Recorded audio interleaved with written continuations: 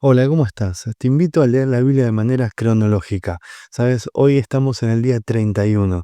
Podríamos decir que ya tenemos una doceava parte de nuestro plan hecho. Espero que juntos podamos ir avanzando y leyendo la Biblia, que es lo más importante, conociendo más acerca de la palabra de Dios. ¿Comenzamos? De los patriarcas al Éxodo. La lectura de hoy nos ubica en el contexto del florecimiento de Egipto hasta convertirse en potencia mundial, mientras que la población de Israel creció en gran número y comienza a ser esclavizada. También veremos, entre otros acontecimientos, el matrimonio de los padres de Aarón, María y de Moisés, así como otros personajes importantes. Inicia la vida de Moisés hasta su huida de Egipto y su matrimonio con Séfora. Génesis 47:27. Mientras tanto, el pueblo de Israel se estableció en la región de Gosén, en Egipto. Allí adquirieron propiedades y fueron prósperos, y la población creció con rapidez. Éxodo 1:8 al 22. Tiempo después subió al poder de Egipto un nuevo rey que no conocía nada de José ni de sus hechos. El rey le dijo a su pueblo: Miren, el pueblo de Israel ahora es más numeroso y más fuerte que nosotros. Tenemos que idear un plan para evitar que los israelitas sigan multiplicándose. Si no hacemos nada y estalla una guerra, se aliarán con nuestros enemigos, pelearán contra nosotros y luego se escaparán del reino. Por lo tanto, los egipcios esclavizaron a los israelitas y les pusieron capataces despiadados a fin de subyugarlos por medio de trabajos forzados. Los obligaron a construir las ciudades de Pitón y Ramsés como centros de almacenamiento para el rey. Sin embargo, cuanto más los oprimían, más los israelitas se multiplicaban y se esparcían, y tanto más se alarmaban los egipcios. Por eso los egipcios los hacían trabajar sin compasión. Les amargaban la vida forzándolos a hacer mezcla, a fabricar ladrillos y a hacer todo el trabajo del campo. Además, eran crueles en todas sus exigencias. Después el faraón, rey de Egipto, dio la siguiente orden a las parteras hebreas, Sifra y Púa. Cuando ayuden a las mujeres hebreas en el parto, presten mucha atención durante el alumbramiento. Si el bebé es niño, mátenlo, pero si es niña, déjenla vivir. Sin embargo, como las parteras temían a Dios, se negaron a obedecer las órdenes del rey y también dejaron vivir a los varoncitos. Entonces el rey de Egipto mandó llamar a las parteras. ¿Por qué hicieron esto?, le preguntó. ¿Por qué dejaron con vida a los varones? Las mujeres hebreas no son como las egipcias, contestaron ellas. Son más vigorosas y dan a luz con tanta rapidez que siempre llegamos tarde.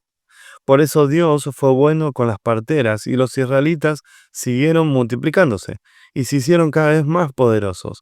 Además, como las parteras temían a Dios, Él les concedió su propia familia. Entonces el faraón dio la siguiente orden a todo su pueblo: tiren al río Nilo a todo niño hebreo recién nacido, pero las niñas pueden dejarlas con vida. Números 26:59.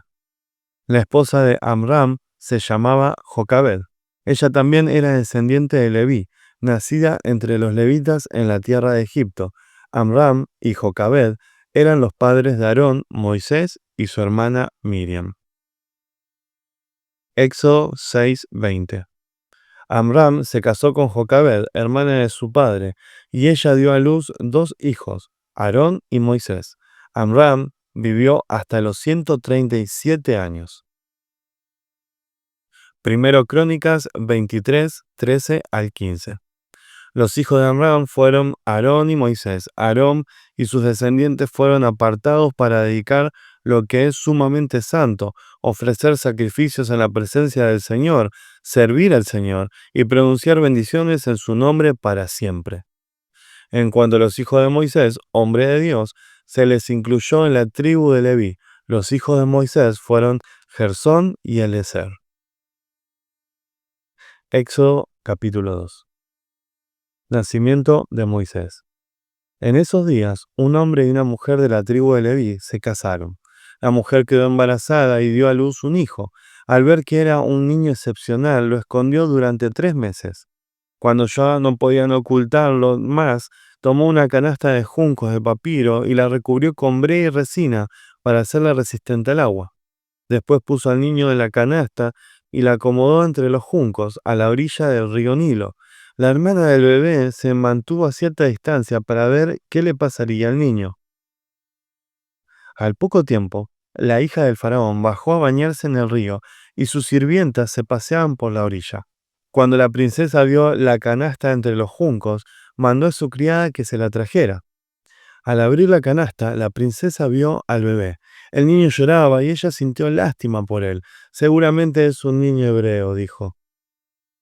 Entonces la hermana del bebé se acercó a la princesa.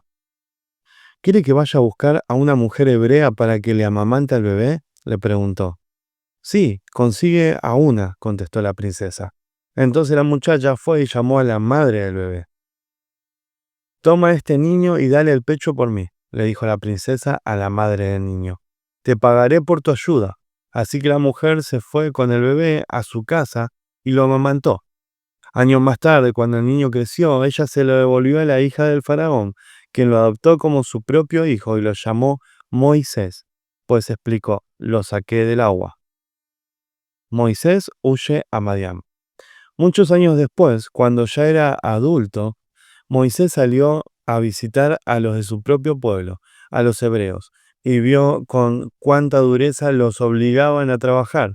Durante su visita vio que un egipcio golpeaba a uno de sus compatriotas hebreos.